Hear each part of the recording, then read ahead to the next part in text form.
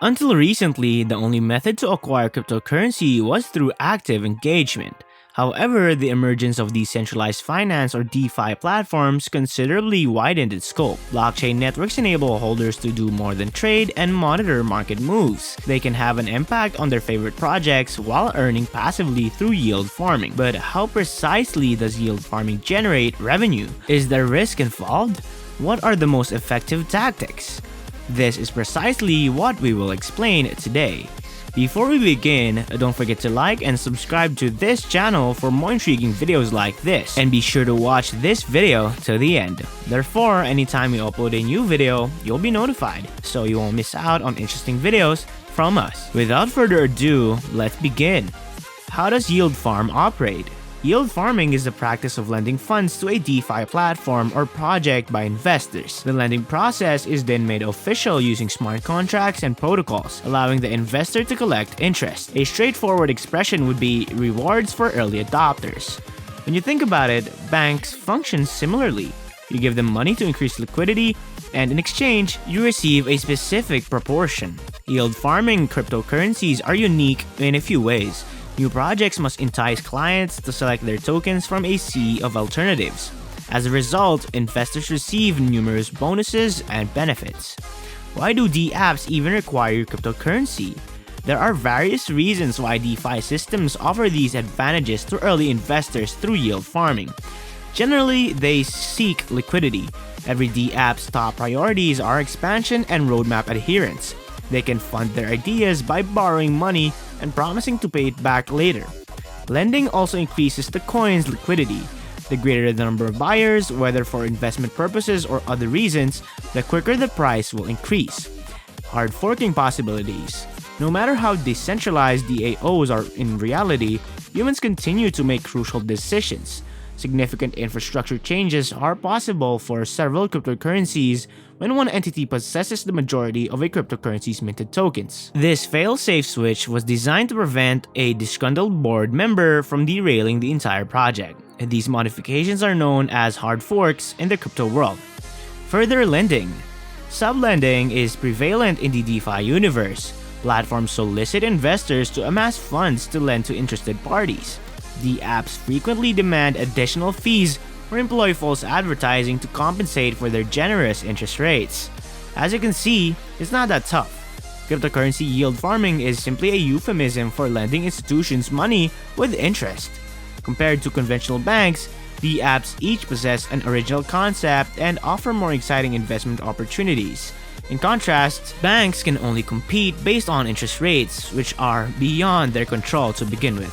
DeFi platforms are comprehensive for yield growers and offer a variety of benefits. In addition to liquidity, sublending, and eventual hard forks, automated market makers are another reason for this activity, or AMMs. What is an automated market maker?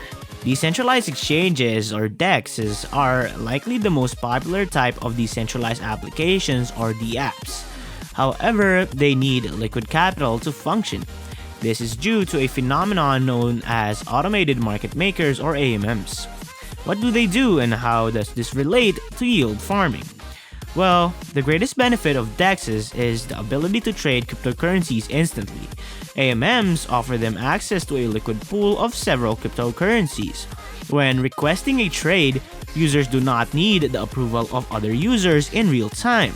Instead, yield farmers stake their funds, which are then utilized by the DEX to conduct these immediate trades. How to become a provider of liquidity? First, you must select a liquidity pool, or LP, and numerous elements influence the viability of a DApp. However, you may get a good sense by reviewing their whitelist, customer reviews, concept, and track record. After selecting an LP, examine the smart contract criteria. This can be a precise amount of money, quantity, time, etc. After the deposit had been made and the conditions have been satisfied, the liquidity provider gains the right to receive dividends on their stake.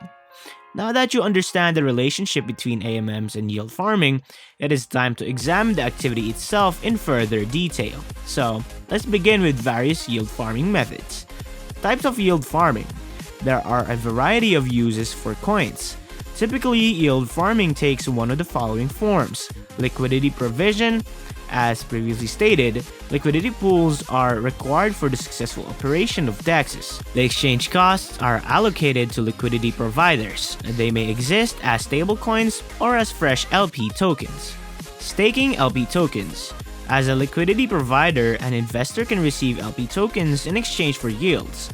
The most important of these benefits is staking, which is frequently granted to holders of cryptocurrency. Borrowing crypto. Some coins have a brighter future. While others are more effective as collateral, you can borrow a new coin with the yield farming coins you've acquired. Lending. One of the most popular forms of yield farming is freelance crypto lending. Why not lend your newly acquired coins with interest? This effectively doubles the potential earnings of all your cryptocurrencies. What risks are associated with yield farming cryptocurrencies? Cryptocurrencies are speculative assets that involve an inherent risk of loss. Participating in liquidity pools is your responsibility, regardless of what others may say or recommend. This risk manifests in numerous ways. In 2022, these are the most prevalent items to watch out for when yield farming. Government regulation. Although certain penalties have been taken against Web3 scammers, Bitcoins and comparable digital assets remain largely undefined by law. This may be advantageous at the moment, but it is also Damocles' sword. The SEC and other regulatory agencies may take action at any time. Volatility. A typical error made by yield farmers is selecting volatile cryptocurrencies to farm. Thousands of dollars worth of passive income can evaporate in a matter of minutes. Therefore, do your homework and examine the chart for at least the past year. The rug pulls. Every time the same old story is told. Someone produces a fraudulent coin, pays investors and influencers to promote it, the coin gains value, and everyone purchases it. If there are too many people pushing a new and unknown project, you should not invest. It is probably a fraud. Aim for proof, not hyperbole. Best yield farming strategies. Yield farming may be dangerous, but it offers the average investor a substantial amount of freedom. As such, there are numerous possible approaches.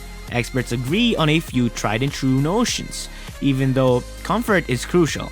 With the opinions of the app developers, brokers, and investors, according to them, this is what you must do. Stablecoins are sluggish, but consistent. If you wish to earn passively while minimizing risk, then take yields in stablecoins. From that point on, it is either a solid investment or an LP token that is transformed into a smart contract with favorable incentives.